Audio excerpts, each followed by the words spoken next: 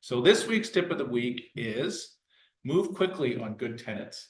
Now, to give you a little background on that, we were researching the rental market in Calgary the other day, and there's over 8,000 new rentals on the market right now. So what that tells us is the rental market is starting to come to balance. It's no longer the landlords control everything. There's a lot more potential, or there's a lot more listings out there. So the potential tenants have more choice right now. Yeah, so we'll just quickly discuss why this is happening.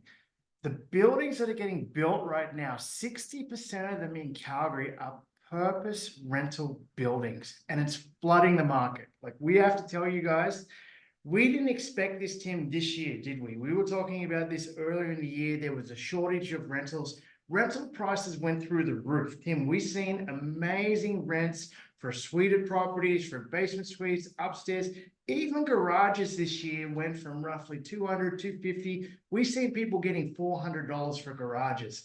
So what's happening now, the market is flooded. Over 8,000 listings on RentFaster. This is crazy. And Tim, what do people have to do out there to stay on top of making their investment a success right now? So what we want our clients to do is be very, very proactive.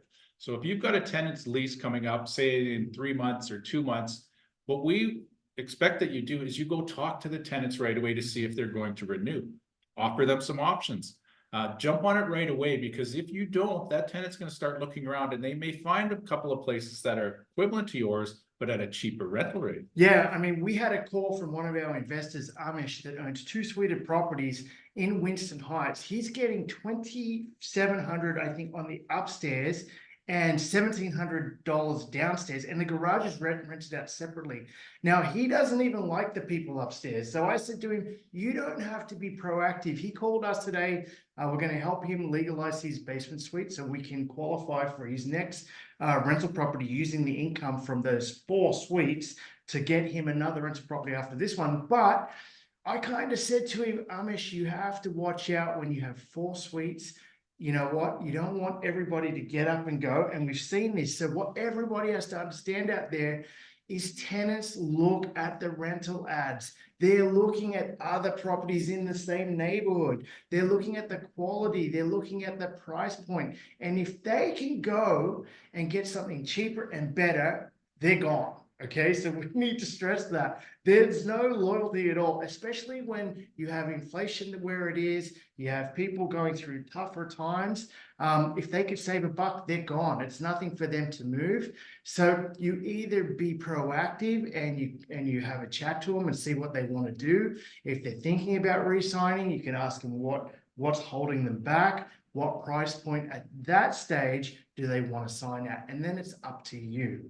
Yeah, and also when you're looking for new tenants, when tenants answer your ad, jump on it right away.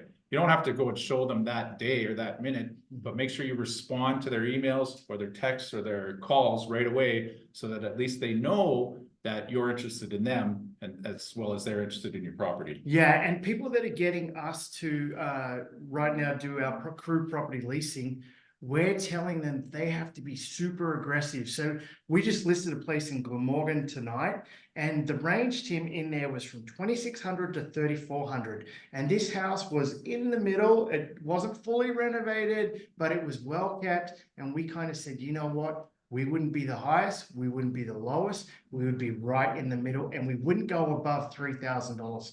So you have to be aggressive on the price. We know what you're thinking. You know what? You're not going to get as much cash flow. But this year, everybody's made $100,000 on their rental properties. So you're going to make it up down the road. We can tell you that once interest rates settle down, Tim, we're going to go into the spring market and it's going to be on fire again.